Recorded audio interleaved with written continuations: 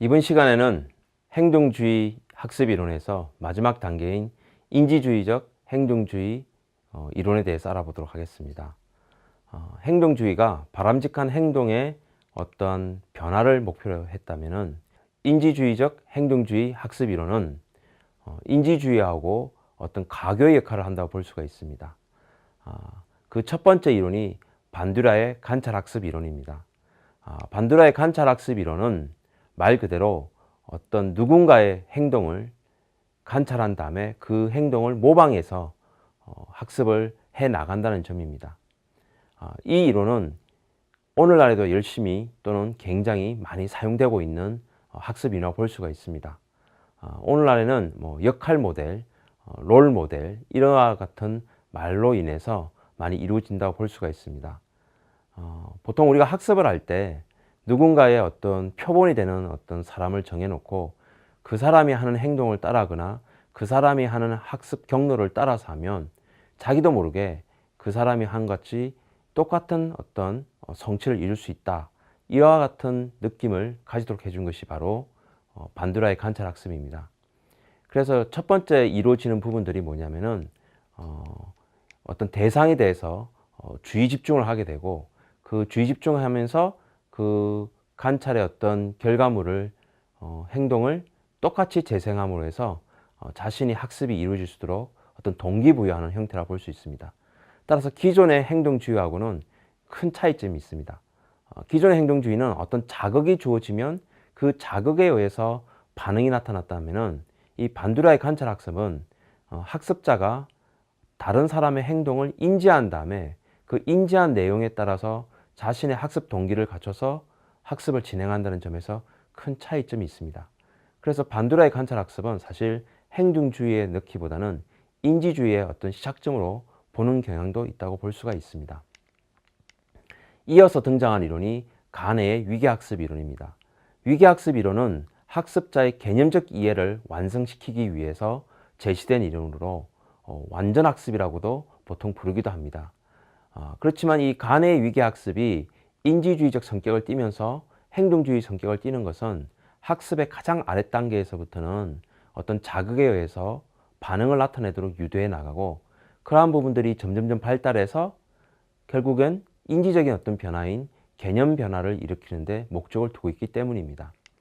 가네의 위계학습 이론은 크게 8개의 단계로 이루어진다고 볼 수가 있습니다. 그 첫 번째는 신호학습입니다. 그리고 두 번째는 자극반응 연결학습이고 세 번째는 연쇄학습이고 네 번째는 언어적 연결학습, 다섯 번째는 변별학습, 그 다음에 여섯 번째는 개념학습, 일곱 번째는 원리학습, 여덟 번째는 고차원 원리학습입니다. 이 각각들이 어떻게 이루어진지를 구체적으로 한번 살펴보도록 하겠습니다.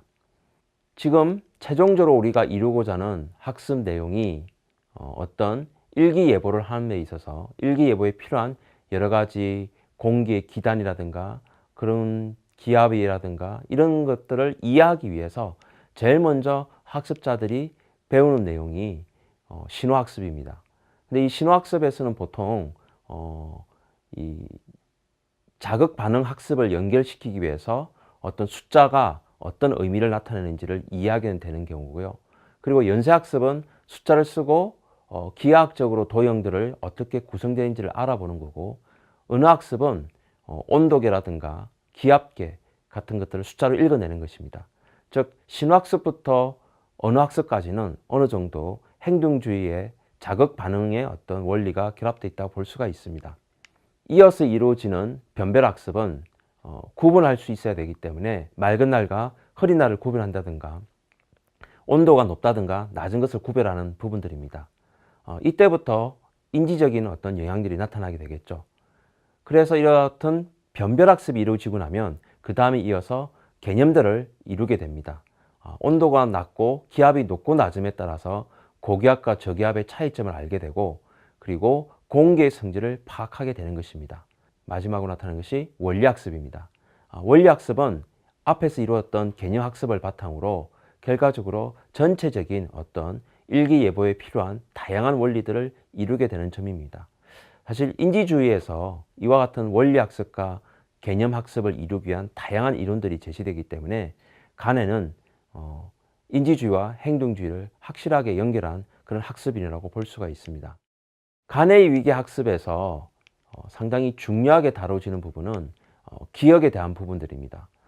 이 기억을 어떻게 하느냐에 따라서 인지주의에 영향을 미치게 되는데, 기본적으로 어떤 감각을 통해서 이 감각은 운동기와 수용기가 있습니다. 이 감각을 통해서 어떤 정보나 자극들이 들어오게 되면 그것을 단기 기억 내에 잠재시키거나 또는 장기 기억에 잠재시키게 됩니다. 이때 단기 기억에 잠재시키게 되면 즉각적인 반응이 나타나서 마치 행동주의처럼 보이지만, 장기 기억에 전이가 되어 있으면 그 장기 기억들을 하나씩 꺼내고 수렴시키기 위해서는 굉장히 많은 사고와 인지가 필요하게 됩니다. 그래서 이와 같은 학습 조건을 이룰 때 간의 위계 학습이 이루어지기 때문에 행동주의와 인지주의가 결합된 형태라고 볼 수가 있는 것입니다. 간의 위계 학습을 통해서 우리가 학습의 어떤 결과물을 보게 되는데요. 그 첫 번째가 언어 정보이고, 두 번째가 지적 기능이고, 세 번째가 운동 기능이고, 네 번째가 태도이고, 다섯 번째가 인지 전략입니다. 학습의 결과물을 보더라도 행동주의적인 어떤 결과물, 그리고 인지주의적인 결과물이 등장합니다. 행동주의적인 어떤 결과물은 운동 기능이라든가 태도 또는 언어 정보들이 되겠지만, 인지주의적 어떤 능력은 지적 기능이라든가 인지 전략이 될 수 있습니다. 근데 이와 같은 학습의 결과를 도출하기 위해서 필요한 것들이 어떤 외부적인 환경, 그리고 학습자의 내적 조건들이 필요하게 됩니다. 이 내적 조건이야말로 바로 인지주의로 넘어가는 부분이라고 볼 수가 있습니다. 외적 조건인 환경은 주로 수업실 상황이라든가 어떤 외부에서 주어지는 보상체계, 행동주의에서 제시되었던 칭찬이라든가 벌 같은 것들이 될 것이고요. 내적적인 어떤 조건들은 그 학습자가 가지고 있는 지식과 기술을 기억하고 제어할 수 있는, 다룰 수 있는 능력들이라고 볼 수가 있는 것입니다. 좀 더 구체적으로 이 학습의 결과물들을 살펴보면, 언어 정보는 보통 우리가 지식을 나눌 때 명제적 지식 또는 절차적 지식 이렇게 쓰게 되는데, 언어 정보는 보통 명제적 지식 또는 선언적 지식을 배우게 됩니다. 예를 들면 어떤 삼각형의 정의라든가 어떤 뭐 비결의 정의라든가 같은 어떤 개념을 정의하는 단어가 될 것이고요. 그 다음에 지적 기능이라는 것은 다룰 수 있는 능력이기 때문에 방법적인 어떤 절차적 지식이라고 볼 수가 있습니다. 삼각형에 대한 정의를 알았다면 그 삼각형의 면적을 어떻게 계산할 것인가, 이런 부분들을 알아내는 것이 될 것이고요. 그 다음에 이제 운동 기능은 단순하게 어떤 신체적 움직임에 대한 것이기 때문에 수영에서의 어떤 접영, 배영 이런 능력들을 배우게 되는 것입니다. 태도적인 측면은 신체에 영향을 줄 수 있는 어떤 그런 자세이기 때문에 뭐 어떤 음악을 선택하든가 클래식의 어떤 종류를 선택하는가에 대한 부분인데, 이 태도 부분도 사실은 인지주의에서도 굉장히 크게 다루고 있는 부분 중에 하나입니다. 그 다음에 인지 전략은 내적 정보 처리를 어떤 식으로 다루느냐에 대한 것인데, 사실 이 인지 전략에 의한 것들에 의해서 오늘날에 좀 더 발달된 형태의 인공지능까지도 바탕이 되는 이론의 출발점이라고 볼 수가 있는 것입니다.